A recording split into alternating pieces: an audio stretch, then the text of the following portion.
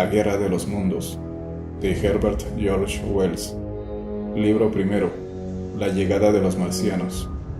Capítulo 3. En el campo comunal de Horsell.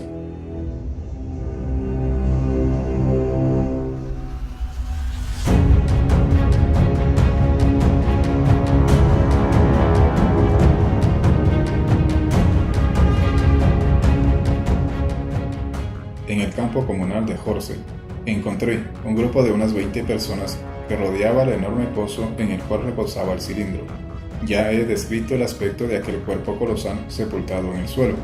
El césped y la tierra que lo rodeaban parecían chamuscados, como una explosión súbita. Sin duda alguna, habíase producido una llamarada por la fuerza del impacto. Henderson y Ogilvy no estaban allí.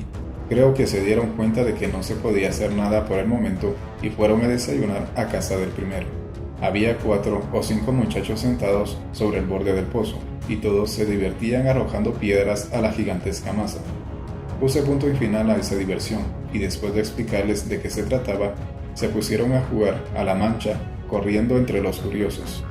En el grupo de personas mayores había un par de ciclistas, un jardinero que solía trabajar en casa, una niña con un bebé en brazos, el carnicero Gray y su hijito, y 2 o 3 holgazanes que tenían la costumbre de vagabundear por la estación. Se hablaba poco.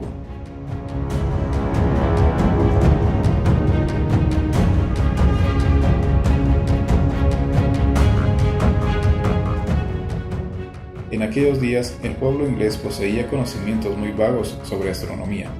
Casi todos ellos miraban en silencio el extremo chato del cilindro, el cual estaba aún tal como lo dejaron Ogilvy y Henderson. Me figuro que se sentían desengañados al no ver una pila de cadáveres chamuscados. Algunos se fueron mientras me hallaba yo allí, y también llegaron otros. Entré en el pozo y me pareció oír vagos movimientos a mis pies. Era evidente que la tapa había dejado de flotar. Solo entonces, cuando me acerqué tanto al objeto, me di cuenta de lo extraño que era. A primera vista, no resultaba más interesante que un carro tumbado o un árbol derribado a través del camino. Ni siquiera eso.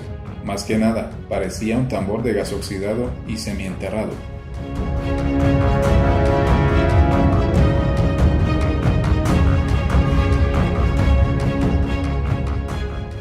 Era necesario poseer cierta medida de educación científica para percibir que las escamas grises que cubrían el objeto no eran de óxido común, y que el metal amarillo, blancuzco, que relucía en la abertura de la tapa tenía un matiz poco familiar.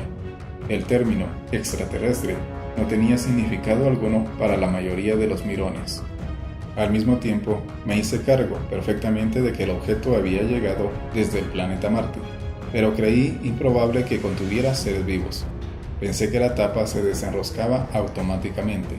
A pesar de las afirmaciones de Ogilvy, era partidario de la teoría de que había habitantes en Marte. Comencé a pensar en la posibilidad de que el cilindro contuviera algún manuscrito, y enseguida imaginé lo difícil que resultaría su traducción, para preguntarme luego si no habría dentro monedas y modelos u otras cosas por el estilo. No obstante, me dije que era demasiado grande para tales propósitos, y sentí impaciencia por verlo abierto.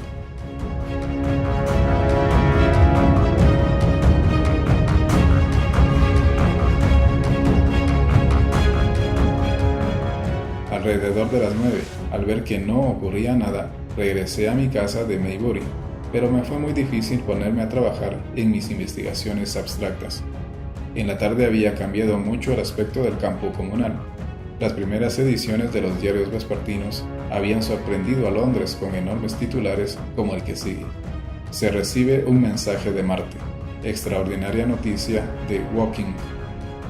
Además, el telegrama enviado por Ogilvy a la Sociedad Astronómica había despertado la atención de todos los observatorios del reino.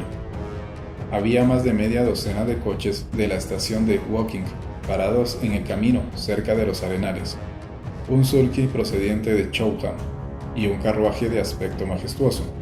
Además, vi un gran número de bicicletas, y a pesar del calor reinante, gran cantidad de personas debía haberse trasladado a pie desde Woking y Chertsey, de modo que encontré allí una multitud considerable.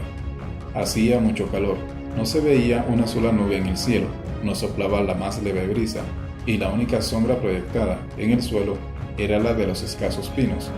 Habíase extinguido el fuego de los brezos, pero el terreno llano que se extendía hacia Aldershot estaba ennegrecido en todo lo que alcanzaba a divisar la vista, y del mismo elevábase todavía el humo en pequeñas volutas.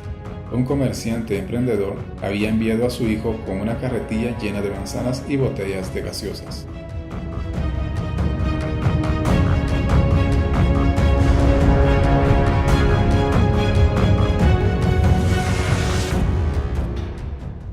Acercándome al borde del pozo, lo vi ocupado por un grupo constituido por media docena de hombres. Estaban ahí Henderson, Ogilvy y un individuo alto y rubio que, según supe después, era Stent, astrónomo del Observatorio Real, con varios obreros que blandían palas y picos. Stent daba órdenes con su voz clara y aguda. Se hallaba de pie sobre el cilindro, el cual parecía estar ya mucho más frío. Su rostro mostrábase enrojecido y lleno de transpiración, y algo parecía irritarle. Una gran parte del cilindro estaba ya al descubierto, aunque su extremo inferior se encontraba todavía sepultado.